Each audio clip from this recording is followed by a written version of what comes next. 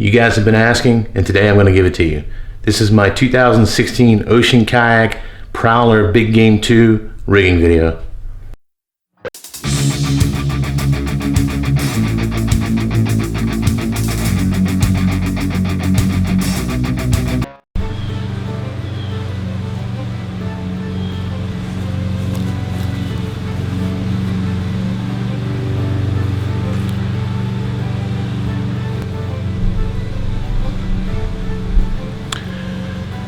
Now, I've traveled all over the world in my career, and I've dealt with a lot of humidity.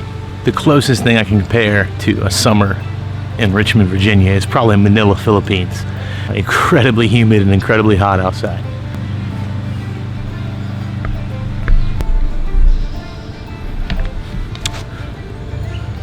Nice.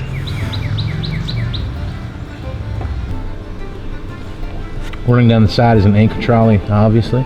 This is the Yak Attack lock lever anchor trolley system. Pretty straightforward setup here. I've had a chance to use this out on the bay this year. Unlocking it, you have full control all the way up to the bow and the stern. By locking the lever, the rope won't move. Works really well. I use a carabiner to actually clip on my anchor so I can quick release it. Love this thing. Gives me complete control regardless of current. The mounting plate system on the Big Game 2. You'll also find these on the Predator. Love these things. And you'll notice that I didn't cut any corners. I went with the metal Yak Attack U-Track system. I have 6 of them, one on each mounting plate. This is the Helix 5 dual sonar plus GPS unit. It's a Humminbird setup. Humminbird is also a sister company to Ocean Kayak, owned by Johnson Outdoors, for those of you who do not know that. The power and transducer cable I have running through a Hobie through the whole wiring kit. There's a rubber seal there, keeps them watertight. Comes out down here. Used a 1-inch bit to come out to my through the hole transducer. I get a lot of questions about this setup. How it fits flush, there's a cavity there. Little rub, little contact with the ground. Works very well. This is my trolling setup.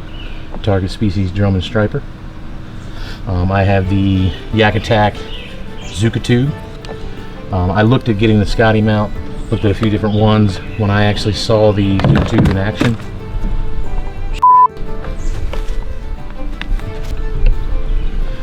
this is the Yak Attack Zuka tube mounted on the gear track system.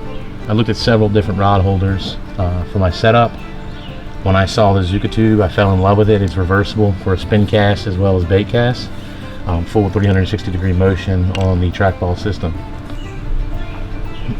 Now this is where I got a little innovative. In my center console, the Mod Pod, I actually got the Ram 1-inch wedge ball mount. It slid right in that hole. These holes are meant for a Scotty. And with a Phillips head screwdriver from the top, it tightens itself in the hole and it holds real nice and solid. It's right where I want it. Now, whether I'm bass fishing or floating a river or I'm in salt water, I always run with this rod holder in the middle. Facebook was kind enough to remind me that 4 years ago, last week actually, I bought my first kayak.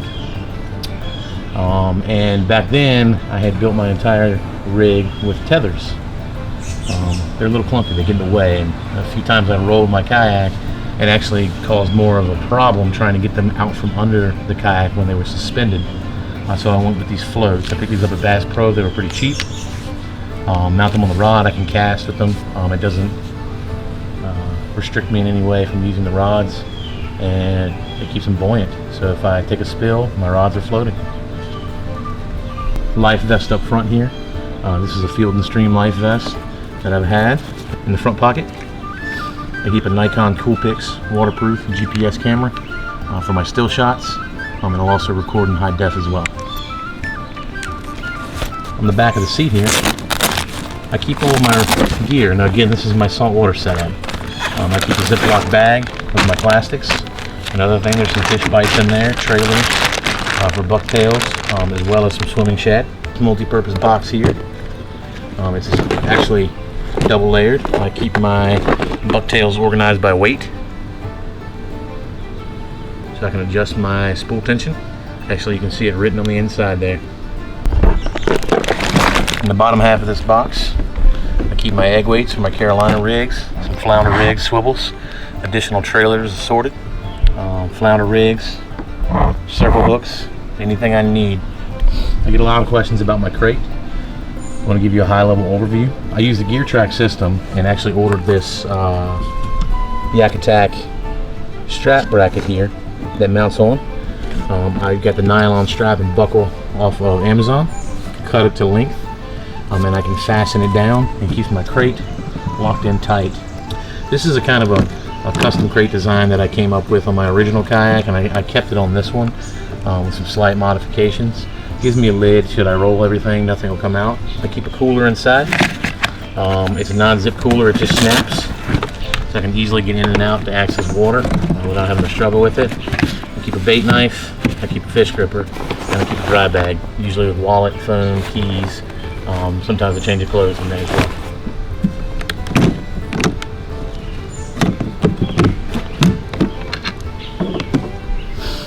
Now I put a PVC mount on the back. I see a lot of guys that mount these rod holders straight to their crate. I did this for a reason. Number one, it puts the rods up a little bit higher, easier for me to access. Number two, some of my rods, especially my bigger saltwater cast rods, have a longer forearm on them. This allows them to clear the bed and still with the real lock-in on these slits. So it was done with a purpose. This tether here on the back is about 8 foot long, a carabiner on either side. It serves a few purposes. If I want to beach, if I'm taking a break, I can tether to a tree. And sometimes in saltwater, we're in for a long paddle. You want to give your ass a break, you want to give your legs a break, you'll get off in the shoals, like shallow water, 1 to 2 feet. Currents will take your boat away quick. So I'll tether this around my waist while I'm standing there taking a break. Panfish camera mount by Yak Attack. There's a pivot point here in the middle. I'm able to very quickly adjust the camera to the direction I need it. Once it's the Hero 3 Plus Silver with an aftermarket extended battery. It gives me about 12 hours of battery life at 1080p, 60 frames per second. Here now there's a mold on the front of the Big Game 2, and it appears as if you might want to put a flush mount holder or anything really there. I took the opportunity to have mighty mounts on here. I did get the setup with the back piece, the back plate, so these are solid. Here you see the Panfish Yak Attack camera mount. I keep the GoPro Smart Remote wrapped right here with the wrist strap around my rod holder. And with the camera on, I simply hit record. Rear camera's recording. Front camera's recording. And I can just hit that record button again.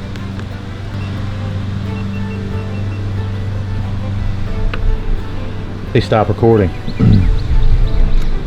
With the remote control Wi-Fi turned on these, I save a ton of battery. And if I'm in for a long paddle and there's not a lot of action going on, I can hold the power button here.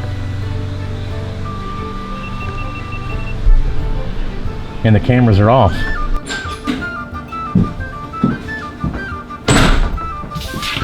Alright guys, that's the overview of my Ocean Kayak Prowler Big Game 2.